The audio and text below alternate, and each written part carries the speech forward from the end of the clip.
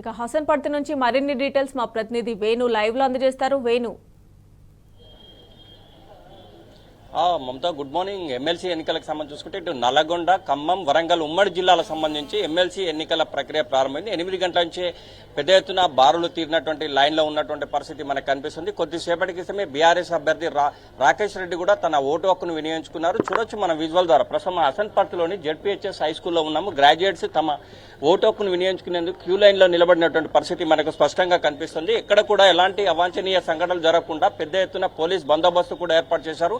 అంటే సాయంత్రం వరకు కూడా 144 సెక్షన్ అమల్లో ఉంటుంది. ఎక్కడ కూడా ఇబ్బంది, అంటే ఓటు హక్కు వినియోగించుకునే వారికి ఇబ్బంది కలగకుండా కూడా మరోవైపు ఇటు ఎండా నేపథ్యంలో కూడా ఇటు టెంట్లతో పాటుగా మంచినీటి సౌకర్యం కూడా ఏర్పాటు చేసినటువంటి పరిస్థితి మనకు కనిపిస్తుంది మమత. అంటే ఇది 8 గంటల నుంచి సాయంత్రం 4 గంటల వరకు ఈ ఓటింగ్ ప్రక్రియ ఉంటుంది. ఒకవేళ 4 గంటల తర్వాత క్యూ లైన్లో కనుక ఎవరైనా ఉన్నట్టయితే వారికి కూడా ఓటు వేసుకునే హక్కు కల్పించినటువంటి నేపథ్యం మనకు స్పష్టంగా కనిపిస్తుంది.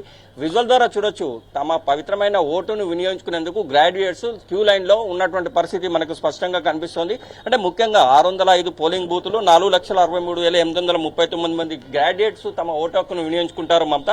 ఇటు నల్గొండ ఎన్నికల బరిలో చూసుకుంటే మొత్తం మీద 52 మంది అభ్యర్థులు ఉన్నారు. వరంగల్, ఖమ్మం, నల్గొండ అంటే 3 ఉమ్మడి జిల్లాల పరిధిలో చూసుకుంటే 34 అసెంబ్లీ స్థానాలు ఉంటాయి.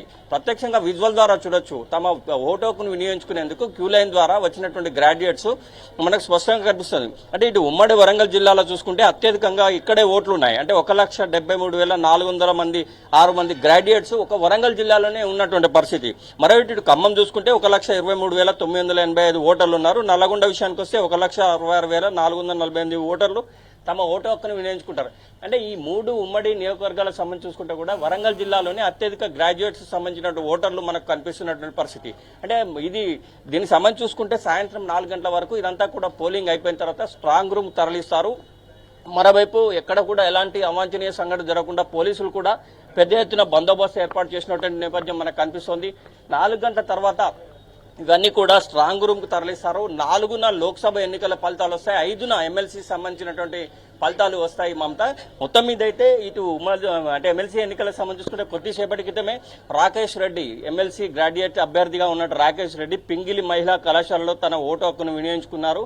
ఇప్పుడైతే ప్రస్తుతం మన విజువల్ ద్వారా చూడొచ్చు, ప్రతి ఒక్కరు కూడా క్యూ లైన్ పద్ధతి ద్వారా వచ్చి, అంటే మరికొద్దిసేపటితే ఇంకా 1-2 గంటలు అయితే ఎండ తీవ్రత ఉండే అవకాశం ఉంటుంది కనుక త్వరితగతిన ఓటు హక్కు వినియోగించుకుని వెళ్లాలనే నేపథ్యం మనకు ఓటర్లో కనిపిస్తుంది. భారీ క్యూ లైన్లు కనిపిస్తున్నాయి. హసన్పర్తి జెడ్పీహెచ్ఎస్ స్కూల్లో చూసుకుంటే అంటే మొత్తం 52 మంది అభ్యర్థులు బరిలో ఉన్నటువంటి పరిస్థితి మమత.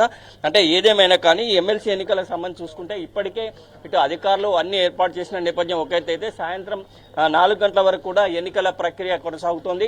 ఇంకోవైపు ఇప్పటికే ఇటు అధికారులు ఎక్కడ కూడా ఎవరికి ఏ ఇబ్బంది కలగకుండా అన్ని ఏర్పాటు చేసినటువంటి నేపథ్యం చూడొచ్చు. ఇప్పుడైతే మనం చూసుకుంటే విజువల్ ద్వారా క్యూ లైన్లో ఉండి తమ ఓటు హక్కును వినియోగించుకునేందుకు ప్రతి ఒక్కరు కూడా తమ ఓటర్ ఐడి కార్డును చూడొచ్చు. మనం దానికి సంబంధించినటువంటి ఐడి కార్డ్, అంటే అది ఉంటేనే గ్రాడ్యుయేషన్ సంబంధించిన ప్రతి వాళ్ళు కూడా ఓటేసే హక్కు ఉంటుంది. మరోవైపు తప్పనిసరిగా ప్రతి గ్రాడ్యుయేట్ తమ ఓటు హక్కును వినియోగించుకోవాలని చెప్పి ఇప్పటికే ఎన్నో కౌన్సిల్ ద్వారా కావచ్చు ప్రతి చోట కూడా ఎన్నికల కమిషన్ చెప్పిన నేపథ్యం. మరో అయితే ఇప్పటికే ఇటు కరీంనగర్, నల్గొండ, ఖమ్మం సంబంధించి చూసుకుంటే ప్రతి ఒక్కరు కూడా తమ ఓటు హక్కును వినియోగించుకునేందుకు క్యూ లైన్లో ఉన్నటువంటి పరిస్థితి కనిపిస్తోంది మమత. ఇప్పుడైతే ప్రస్తుతం మనం హసన్పర్తిలో ఉన్నాము. ఈ జెడ్పీహెచ్ఎస్ హై స్కూల్ పెద్ద ఎత్తున ఓటర్లు తరలి వచ్చారు. ఇంకోవైపు చూసుకుంటే ఇది 8 గంటల నుంచి సాయంత్రం 4 గంటల వరకు ఈ ప్రక్రియ కొనసాగుతుంది. ఒకవేళ 4 గంటల తర్వాత కూడా ఎవరైనా క్యూ లైన్లో ఉంటే ఓటు హక్కు వేసుకునే అవకాశం కల్పిస్తారు. ఇవన్నీ కూడా ఓట్లు అన్ని పూర్తి అయిపోయిన తర్వాత ఎమ్మెల్యే సంబంధించిన పూర్తి అంటే స్ట్రాంగ్ రూమ్ తరలిస్తారు. 5న దీనికి సంబంధించిన పూర్తి రిజల్ట్ వస్తుంది మమత. ఇది ఇక్కడ తాజా update vote studio. Right Venu, thanks for updates.